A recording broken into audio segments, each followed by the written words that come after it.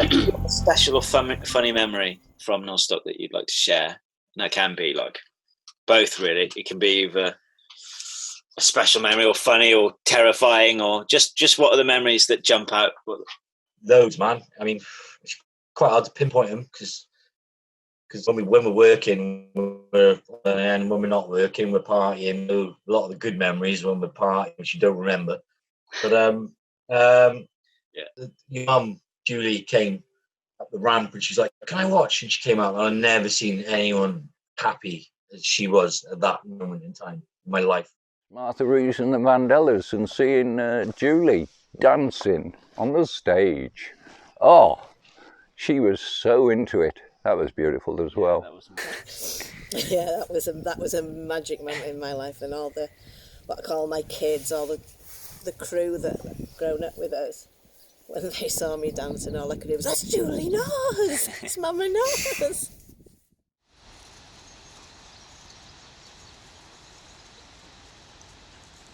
We used to have a site vehicle called the Bounce Pig, and it was this old, whacked out old van, and the shock absorbers had broke off it.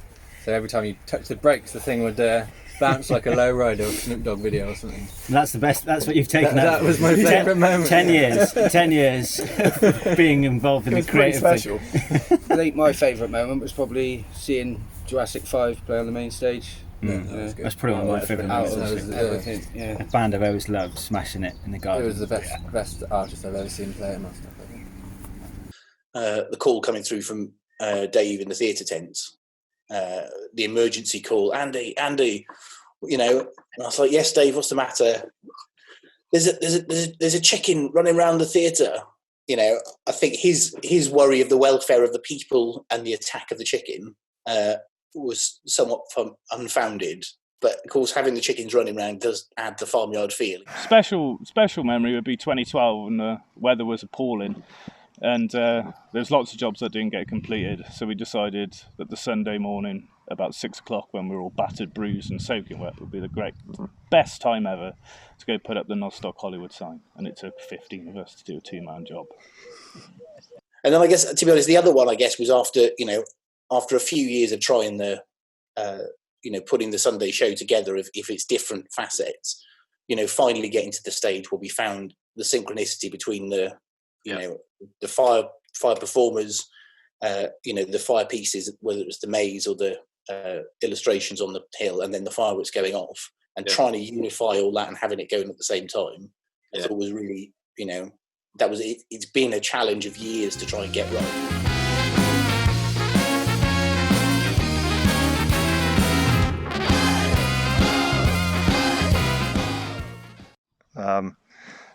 For the fact that it was first year of having Andy C, but he turned up with some random guy in his car asking for a ticket for this guy who had given him the petrol out of his lawnmower so he could get to Nozstock. Andy C had broken down in the middle of Bromyard and gone knocking on doors to try and find some fuel so he could get here and play a set. And the kid knew who he was, didn't he? Yes, and the kid knew who he was. And one of the world's most famous DJs knocking at your door saying, "You got any petrol, mate?" And very early on, we always used to make it a definite thing that we'd stay up all night and watch the sunrise. And that was really special every year, just seeing the sunrise and go, "We've done it, we've made it, we got through another night." But mine is definitely when us as a family all used to get together when your nan, my Auntie Mary, was still alive, and watch the Legends slot on a Sunday afternoon. So like the Proclaimers or Hasty Dixie or something like that, and we'd all get together and just take in what we'd created, have a bit of a laugh, have a bit of a cry, and be together. That's always going to be my special memory.